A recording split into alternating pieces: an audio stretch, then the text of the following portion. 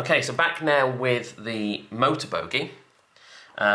If you remember, the same thing was true, so one side of the bogie, where all the cog mechanism is, the wheels are isolated. So no electricity flows from those wheels, from that rail, into the electrical circuit. I've now replaced one of those wheels with a full metal wheel rather than the one with the traction tyre on. So in absolute desperate circumstances where maybe the rear bogie is somehow cut out on a dead zone, we can still get some electricity flowing up from the right rail through this one wheel here. So what I need is some way of being able to collect that electricity and pass it into the circuit. But obviously on this side, I can't use the same trick because all the motor in the middle here means I can't just put some pickups behind it, they'll get in the way. So what I'm actually going to use this time is another one of those collection setups, but I've cut it in half. So I've cut straight down the middle and cut it in half, so I just have one of the metal strip sets. And rather than sticking that so that it goes behind the wheels, I'm actually going to stick it on the inside of the plastic underframe. And by sticking it on the inside, sort of around, just slide that over, somewhere around there. Okay. That means that I'm going to have these pickups pointing inwards rather than pointing outwards. And that means that it'll make contact with the outside of the wheel here. So it's not the conventional way of electricity being picked up for a model locomotive like this, and there is a sort of slight chance that it might damage the appearance of the outside of the wheel, as obviously over time that goes round and round and gets scratched slightly by the metal contact. But in the name of giving better performance and reliability, I think that one slight risk is worth it here. So all I'm going to do is trim off the rest of this unnecessary plastic so that I can stick it firmly to the inside of the underframe here, and then that will be the front side done as well.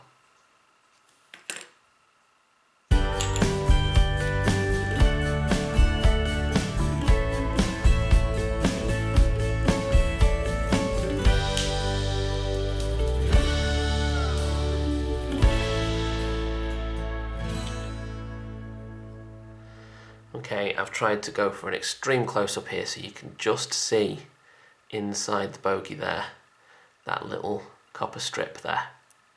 So I've now fixed it to the inside of the plastic, and it stretches out and just makes contact with the front face of that wheel. So that when these turn round, that will still be collecting electricity and passing it through here and up through this black wire, which I'm going to wire into the system now. So we now have the locomotive picking up electricity from just about every place it possibly can, which should help us when it comes to those big express points or those crossover sections with those big dead zones in the middle. Now we need to turn our attention to DCCing this motor so that the overall performance, and particularly the slow speed performance, will be massively improved as well. Now this, inside the Class 91, is a Ringfield motor. These are the kind of motors that Hornby put inside a lot of their locomotives, particularly these diesels and their DMUs and things like that. It's a nice compact motor that obviously provides traction to both sides, to both axles, and so gives it a reasonable amount of power. But they're not the easiest thing in the world to try and DCC, particularly these versions of the Ringfield motor, and I'll show you why. The first thing we need to do is get inside. So in the middle here we've got one of the capacitors that Hornby fit to suppress interference with things like TV equipment, which we know from other videos you just don't need. So I'm going to actually snip that out with some wire cutters and just remove that capacitor completely. That just makes life a little bit easier with these two contact strips now, because when I remove these I have to be incredibly careful.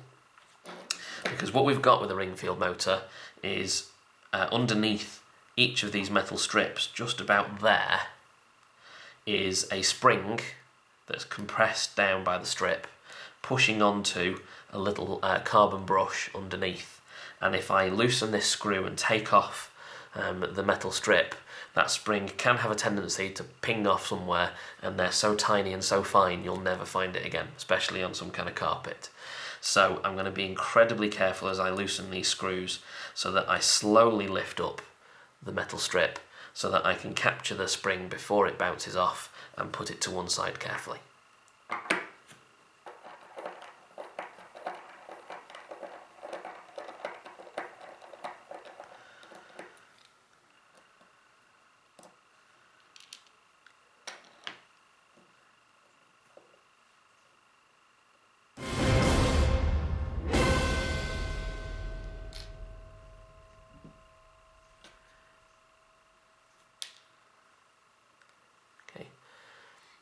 So that is the spring that I'm talking about. Incredibly fine and very, very easy to lose. So when you're doing some maintenance like this, make sure you put it somewhere safe. And then what's also popped out with it is that. That is the little carbon brush, which is a little bit like the graphite in the end of a pencil. It's something that can conduct the electricity and make contact with the motor on the inside, which we'll have a look at in a second. So again, just put that to one side.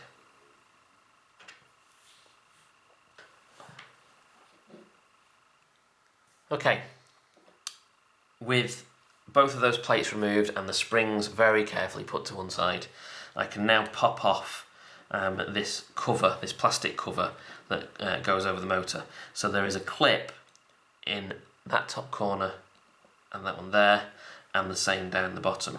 So I'm just going to gently squeeze in a flathead screwdriver between the plastic just to pop those clips off, and then the same down the bottom, and then the whole thing should lift away and reveal the inside. And so now I can try and explain how this is working. So here's the science bit.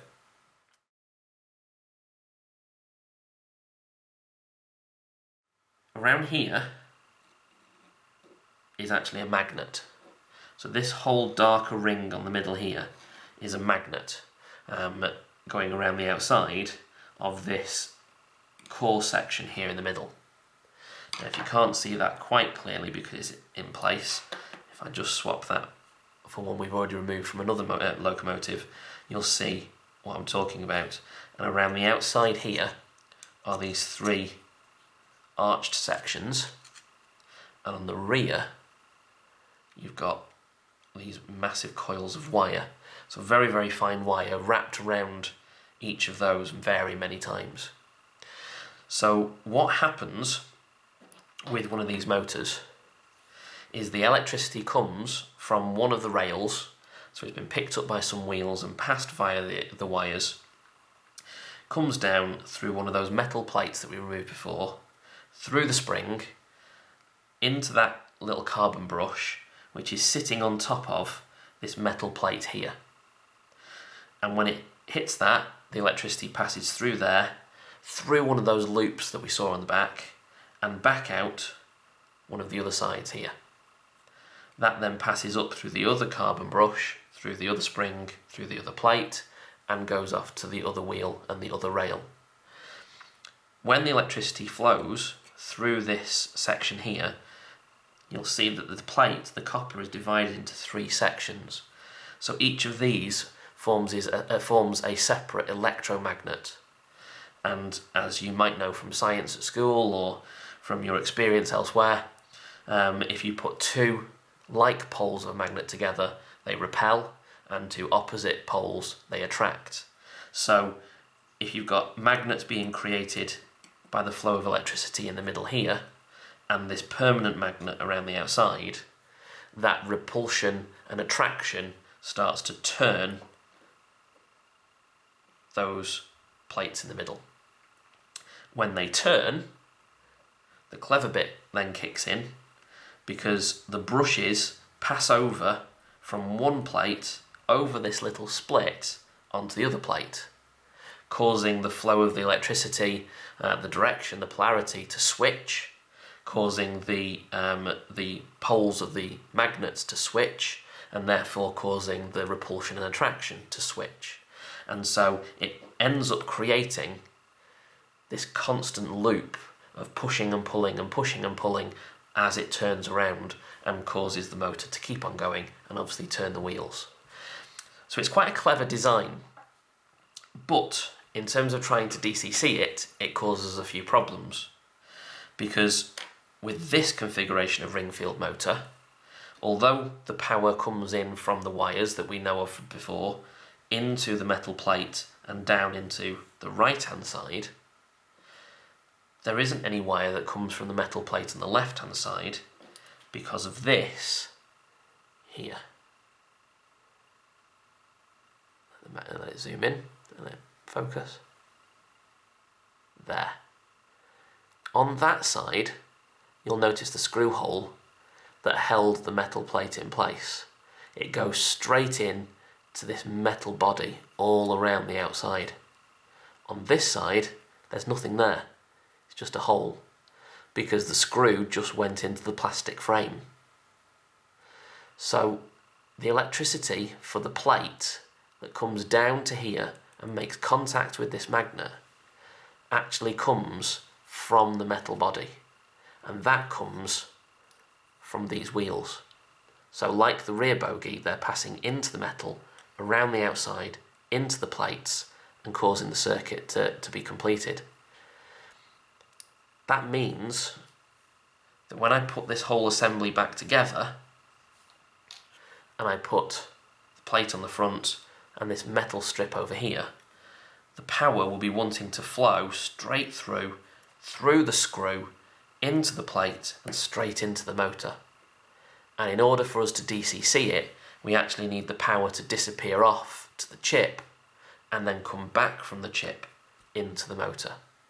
So I'm going to need to actually isolate the power coming from this screw and into this top section from the bottom here so that it doesn't cause a short circuit.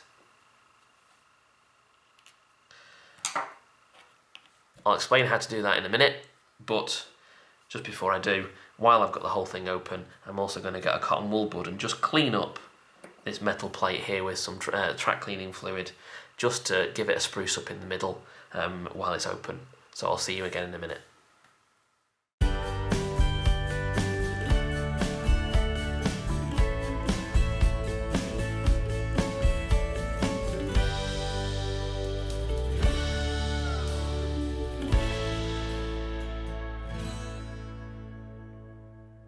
Okay, so with the plate reattached, the core in the middle cleaned up, and a little bit of oil applied to all the various different moving sections to lubricate it up, I now need to reattach the metal plate on the right side where the whole thing is insulated already, so that's the easy one to deal with. So to put that back together, obviously I need to put the carbon brush back in the hole, spring back on top of that, and plate holding it firmly in place. Then I can use the screw from before and screw that into place there. But while I've got it open, what I'm actually going to do is also replace the carbon brush with some new ones. So what I've got here is a little bag of brand new carbon brushes. These are really easy to get hold of. Again, you can get them direct from Hornby, I think, and you can get them from various sellers on eBay, and they're not very expensive. So you get a bag full of lots of little ones that you can use to replace the old one, because the old one can obviously over time get scratched and scraped and slowly start to grind away, and the new one will just help make sure that it's got the best electrical connection it can have. So I'm going to drop that new brush into the hole. I'm going to use the spring that I carefully set to one side before, and I'm going to screw the plate back in place. Okay, so this side's now reattached. That one was fairly straightforward, but this side is going to cause us problems. I need to screw that, put that metal plate back in place and screw that back into the frame. But as soon as I do, that screw's going to make contact with the metal framework, that framework makes contact with the wheels make contact with the rails, and so the power's going to flow straight up, straight through the screw and straight into the motor. I need somehow for there to be a complete electrical isolation at this point here. Now, the perfect solution probably that I've found or heard about is that you can buy nylon screws. So a plastic screw that's the right size to fit into that hole, and so rather than conducting electricity through, it completely isolates it. That means that you can put everything back in place without having to tamper with any of the metal plate here. However, I've struggled myself to actually get hold of any that are the right size, so it's not something I've been able to try. What I'm going to show you is my solution to the problem. I'm not saying it's the best, and I'm not saying it's the easiest, but this is the way that I've done it on a few other locomotives, and it works well for me. So I'm going to actually be quite drastic and cut this metal strip straight across there. So I'm going to cut off this upper section so that this little loop that sits around the screw no longer exists. So there is nothing at all that can make contact between this copper metal strip and the screw that's holding everything together up here. But then that's obviously going to stop this plate, stop me from holding this plate downwards. So I'm going to need something that sits underneath the screw, passes down over the top of the metal plate and pushes down to keep it in place so that spring doesn't push it outwards. To do that, I've got a couple of options. This here is a little strip of very strong cardboard, and that's actually come from the backing card from one of Hornby's DCC chips, because the card that they use is quite strong and quite tough, and so a little strip cut like that with a craft knife is enough to fit over the top and will actually be strong enough to hold that metal plate down. And of course cardboard doesn't conduct electricity, so that would be ideal to use. The other option is to find some kind of scrap of flat plastic, so maybe a piece of plasticard or something like this that I've cut off an old Pico track spacer that again is just wide enough to sit over the top so the screw can hold it in place, and that will then hold the metal plate in place. Which you use is entirely up to you and obviously what you've got to hand. All you need to be able to do is cut it to the right size and shape, and then you need to be able to drill a hole through it so that the screw can pass through without breaking it. So here I've got a small drill in a pin vise, and I can just use that to manually drill a small hole through so that I can then screw through that hole into the actual motor frame. So I'm going to concentrate on this and do this in silence, and you can just watch me do it, probably in slightly sped up or cut up.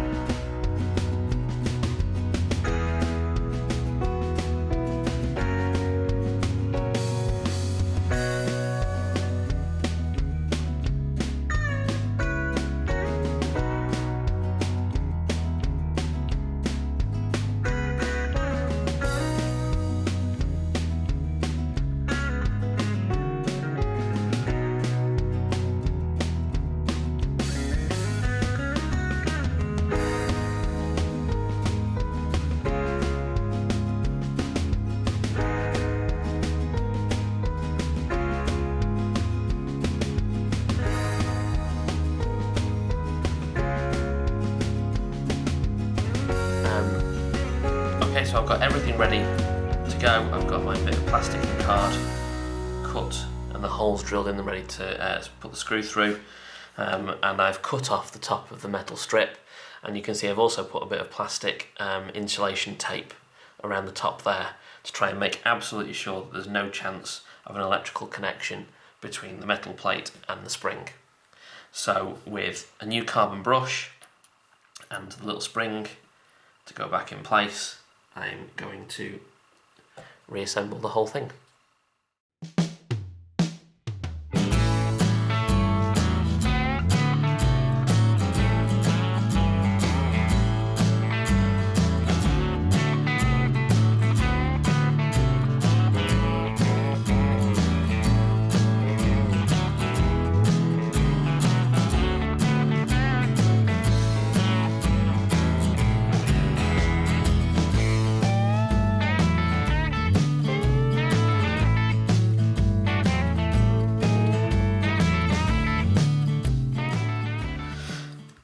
Okay, so I've now screwed that back into place. You can see that the plastic is holding that metal strip into place, so it's not pinging off anywhere, but it's still making electrical connection while being isolated from the screw.